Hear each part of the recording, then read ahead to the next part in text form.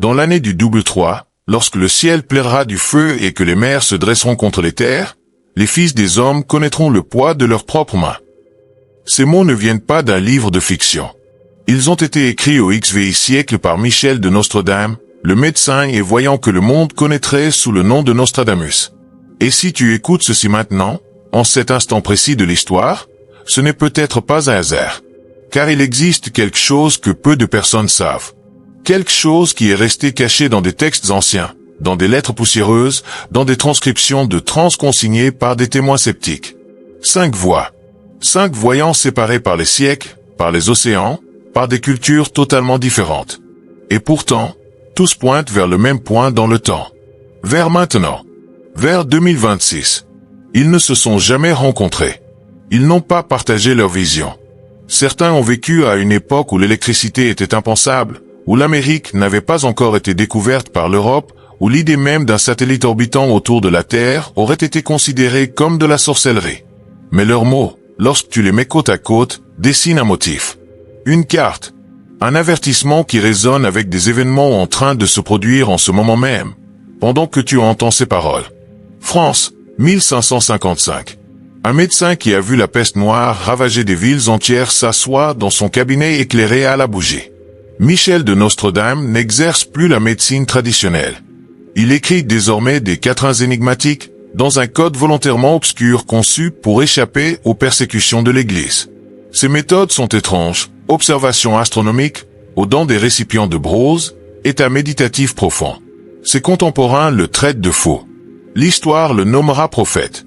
Parmi des milliers de quatrains, il en existe un que les chercheurs ont ignoré pendant des siècles, le jugeant trop vague.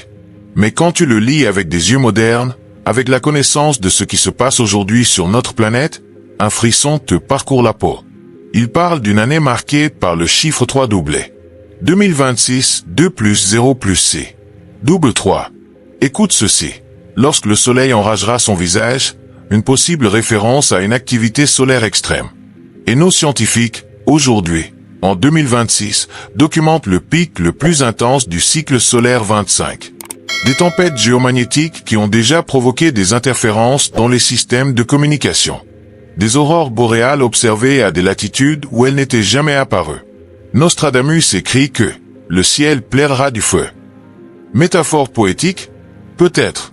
Ou bien la seule manière, pour un homme du XVI siècle, de décrire ce que nous appelons aujourd'hui pluie de météores, rentrées de satellites, ou même débris spatiaux tombant à cause de tempêtes solaires déstabilisant les orbites. Il poursuit. Les eaux salées envahiront les eaux douces. Aujourd'hui, en janvier 2026, des scientifiques avertissent d'une intrusion saline dans des aquifères côtiers à cause de la montée du niveau de la mer et de la surexploitation. Bangladesh, Vietnam, Floride. Exactement comme il l'a décrit. Mais il y a plus encore dans ces écrits astronomiques, quelque chose que peu de chercheurs ont remarqué. Nostradamus était un observateur obsessionnel des conjonctions planétaires. Et, pour 2026, ses calculs pointaient vers un alignement précis qu'il associait, l'époque de la grande tribulation avant le renouveau. Un alignement qui, selon des astronomes modernes, se produira effectivement dans les mois à venir. Une configuration rare de Jupiter, Saturne et Mars qui ne se répétera pas avant des décennies. Bulgarie, année 1950. Une femme aveugle marche pieds nus dans les montagnes, suivie par des foules en quête de réponses.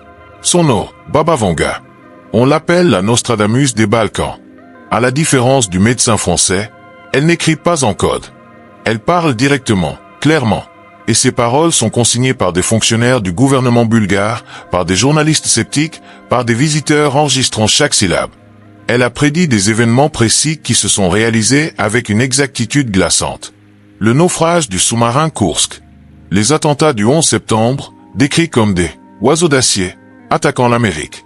L'élection d'un président afro-américain aux États-Unis, des décennies avant que cela ne soit imaginable. Mais, dans ces dernières années, Vanga s'est mise à parler d'autre chose.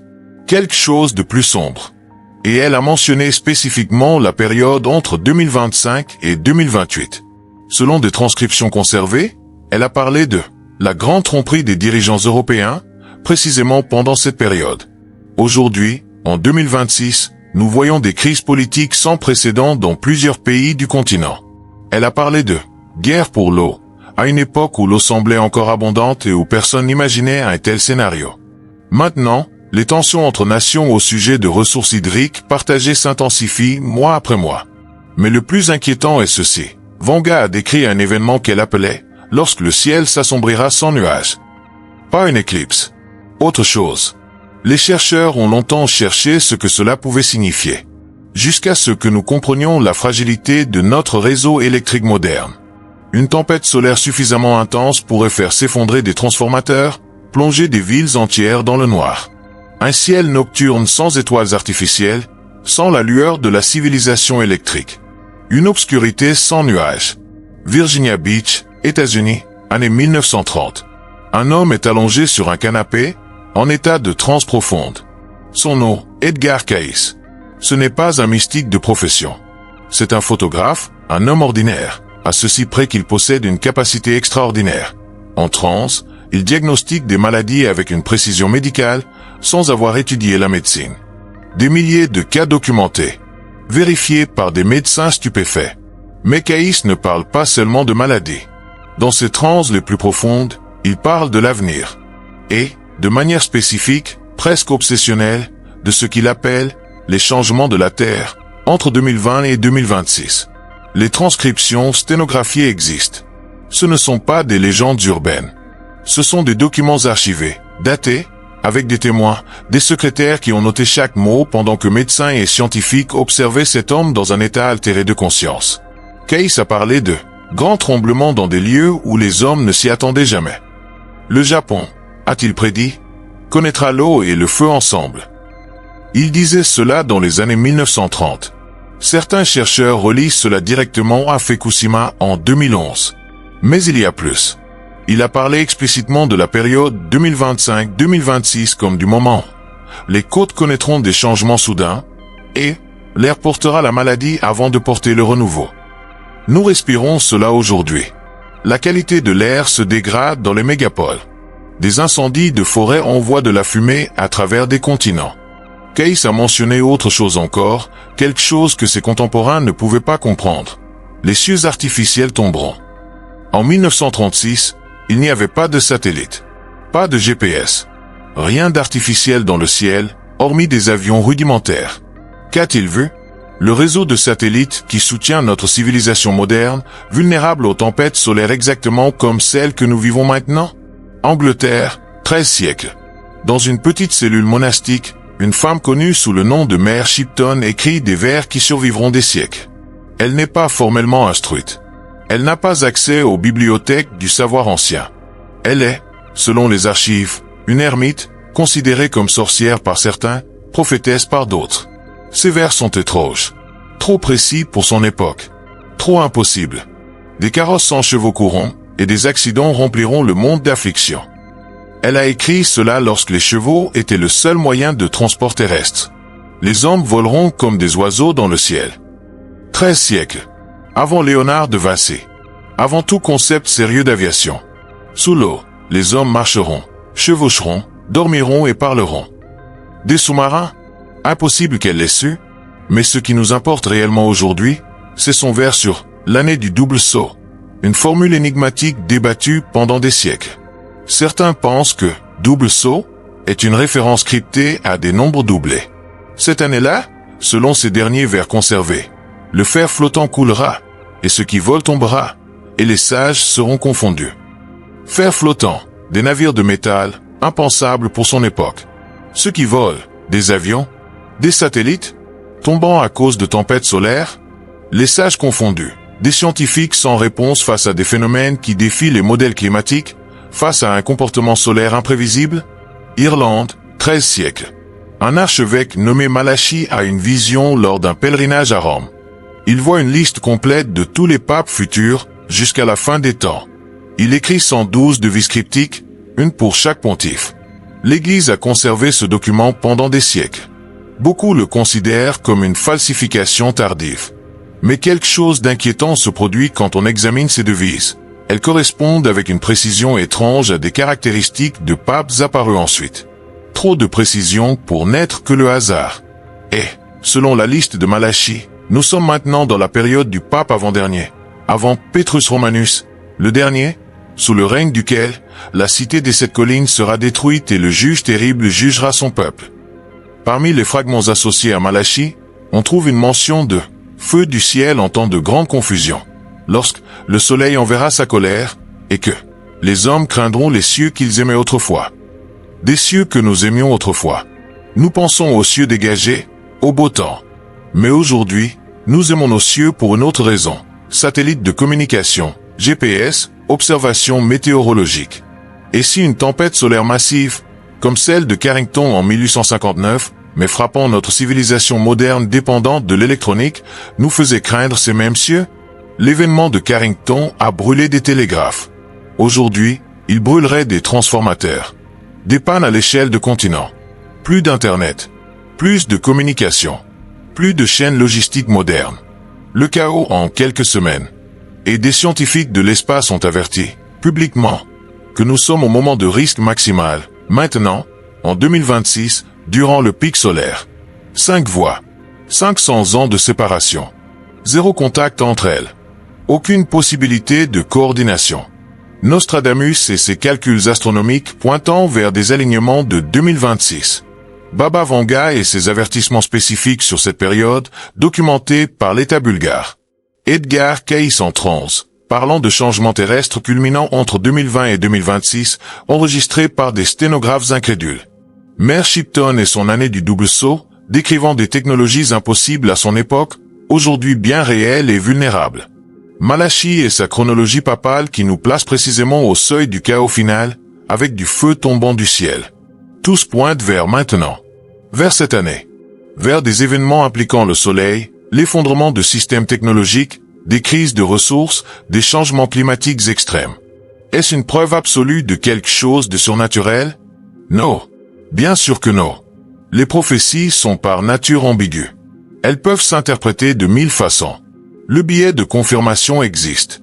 Nous cherchons des motifs même là où il n'y a que du bruit. Mais que faisons-nous quand ce bruit commence à sonner comme une symphonie? Quand les coïncidences deviennent statistiquement troublantes? Quand des événements actuels, mesurables, scientifiquement documentés, semblent danser au rythme de mots écrits des siècles plus tôt? Voici la vérité que tu dois comprendre. Les prophéties ne sont pas des sentences. Ce sont des cartes, des avertissements. Et la marque d'un véritable avertissement, c'est qu'il te laisse du temps pour te préparer. Le libre arbitre existe.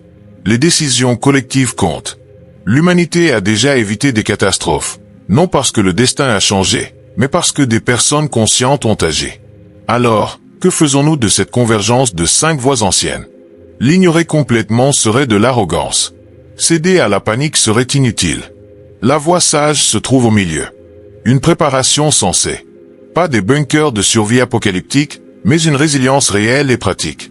S'il existe ne serait-ce que 5% de probabilité que des événements solaires, climatiques ou géopolitiques interrompent des services essentiels dans les mois à venir, n'est-il pas raisonnable de se préparer? De l'eau stockée. Pas parce que le monde va finir, mais parce que des interruptions d'approvisionnement peuvent durer des jours ou des semaines. 10 litres par personne. À renouveler tous les 6 mois. Des aliments non périssables. 2 semaines au minimum. Ce n'est pas de la paranoïa. C'est ce que recommandent les agences gouvernementales de gestion des urgences pour les ouragans, les séismes, les coupures de courant. Une trousse de premier secours à jour. Une lampe torche. Une radio à pile. Des choses simples qui, en situation d'urgence, valent de l'or. Mais plus important que les provisions physiques, la préparation mentale et spirituelle. Cultive ton discernement. Ne crois pas tout ce que tu entends, y compris ce que tu viens d'entendre ici. Enquête. Compare. Pense de manière critique. Mais garde aussi l'esprit ouvert à des possibilités que la science matérialiste n'explique pas encore pleinement. Renforce tes liens communautaires. Dans toute crise réelle, ce sont tes voisins, ta famille, ta communauté locale qui feront la différence. Les sociétés les plus résilientes sont celles où les gens se connaissent, s'entraident, se font confiance. Développe le calme intérieur. Médite. Prie. Marche dans la nature. Quel que soit le chemin qui te mène à cet espace de paix en toi, cultive-le dès maintenant.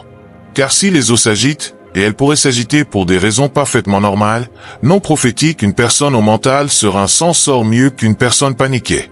Et enfin, vis pleinement. Ne remets pas l'essentiel à plus tard en attendant que les prophéties échouent ou se réalisent. Aime maintenant. Crée maintenant. Pardonne maintenant. Guéris maintenant. Si les voyants se sont trompés et que 2026 passe sans incident majeur, tu auras vécu pleinement de toute façon. Et s'ils avaient raison, tu auras savouré chaque moment qui t'a été donné.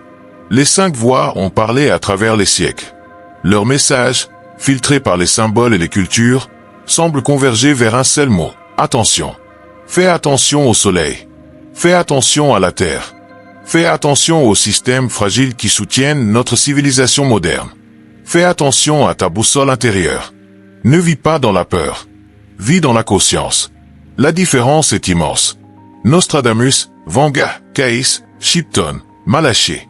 5 noms qu'il faudrait peut-être retenir non comme des prophètes infaillibles, mais comme des voix anciennes nous rappelant ce que la modernité oublie. Nous sommes vulnérables. Notre technologie est fragile. La nature est puissante. Et l'humilité face à l'inconnu est une forme de sagesse. Ces prophéties se réaliseront-elles en 2026? Personne ne le sait. Même ceux qui les ont formulées ne le savaient pas avec une certitude absolue.